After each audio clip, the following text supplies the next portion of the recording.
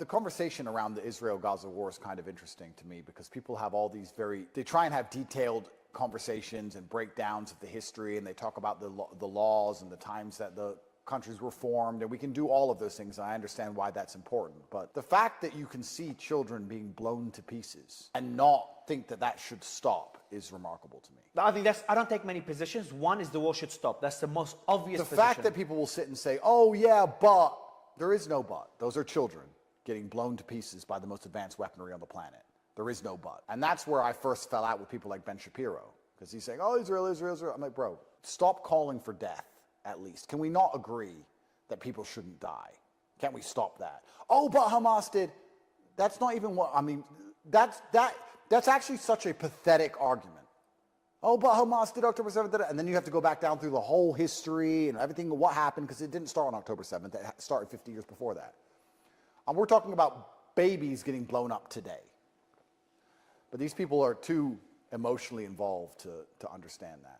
And yeah, I had big arguments with Jordan Peterson and Piers Morgan and Ben Shapiro after October 7th because they're on the wrong side of history. Piers Morgan says, I like his stance, at least now.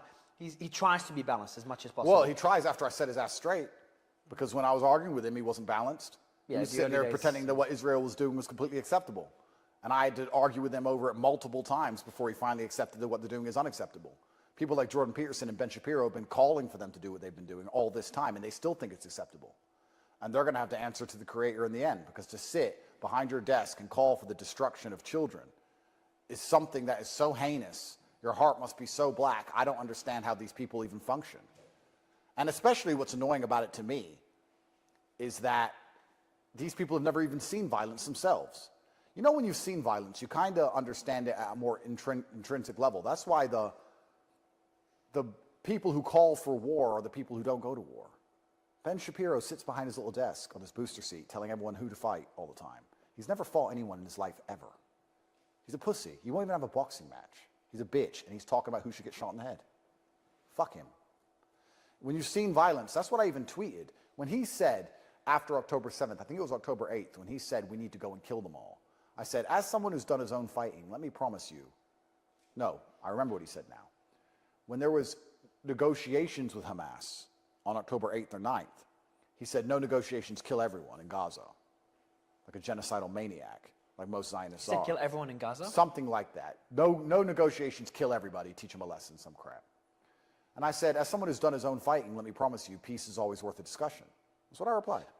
As someone who's done his own fighting, that's the key difference between me and you, Ben. I've done my own fighting. You've never done any. And that offended him deep in his heart because he's such a tough guy on Twitter. Ben Shapiro is the toughest man in the world on Twitter. But he does that to compensate for the fact that in the real world he's a pussy, and everyone knows he's a pussy. And this is the problem about insecure people or people with small man syndrome, especially on Twitter or with foreign policy, because they don't have to do the fighting themselves and they want to prove that they're a tough guy. They're actually tyrannical and psychopathic. People who have done their own fighting aren't that way. But yeah, the Gaza struggle and the struggle of the Palestinians is disgusting.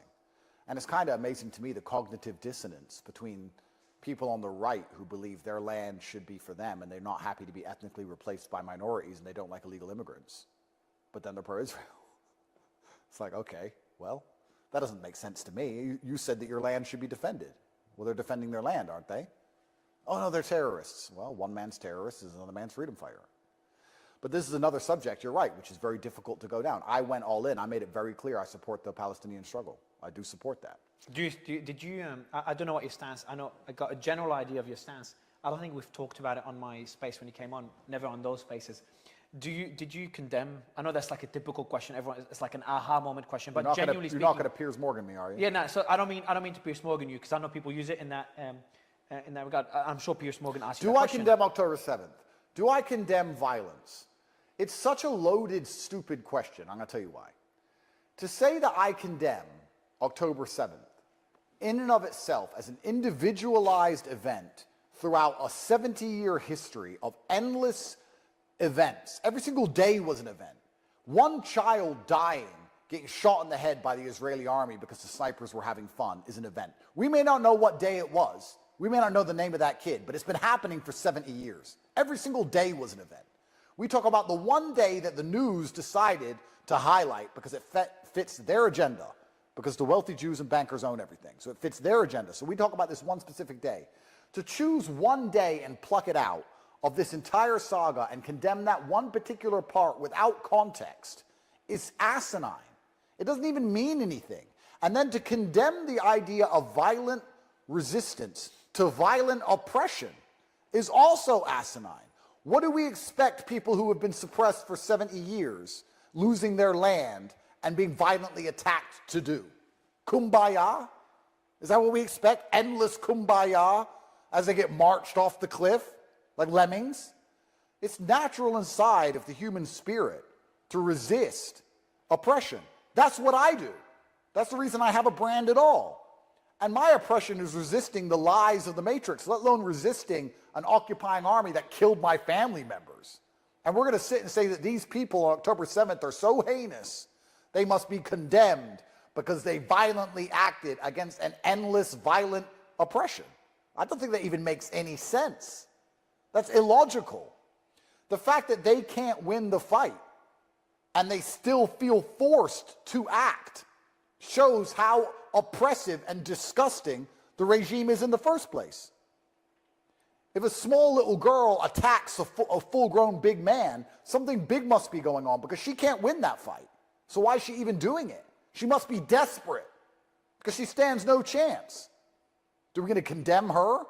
Or we're going to ask why she felt the need to attack that man in the first place? Maybe he's been sexually abusing her for years. But no, let's forget the sexual abuse. Let's forget the fact he beats her mother. Let's forget all that, and let's condemn this 6-year-old because she scratched the big man. Let's condemn.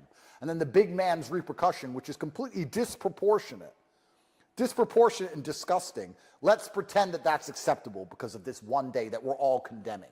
This is a fucking psyop. That is a psyop. Talk about this one little part and use it as an excuse for everything else. It is a psyop. And I refuse to play the game. That's why I refuse to condemn it, because I refuse to play the stupid game. It's a stupid game, so I refuse to play it. That's a good answer. Thanks.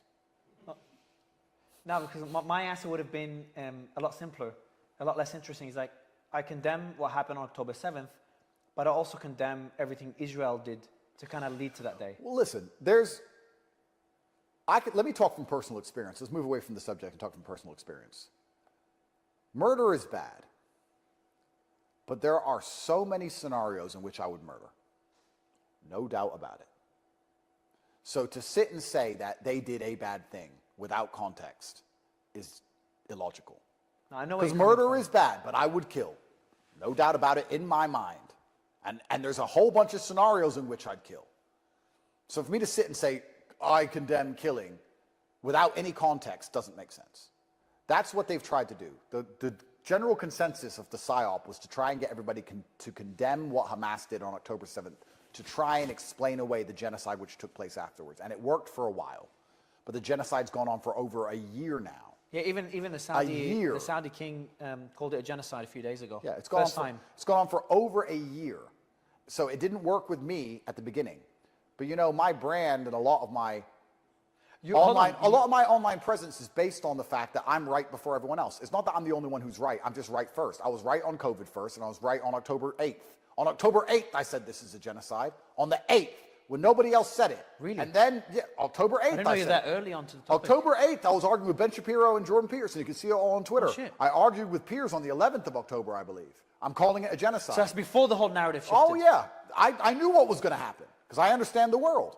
I understand PSYOPs very well. What did we say at the beginning of this interview? How they use the media and they line things up so that they can use the judicial system to then have the public support their public attack or their lynching of a person. They use the media to set up what they're going to do. The way they came after October 7th, the way the media started talking about how October 7th is the worst thing that's ever happened, I knew that the repercussions for that day were going to be disproportionate. I knew it. By the way they were setting it up in the media, or they wouldn't have mentioned it at all. There's been violence in Gaza and Israel for the last 70 years. They barely talk about it. They don't care. The fact they jumped all over October 7th and made a big deal of it was only to lay the ground for their genocide.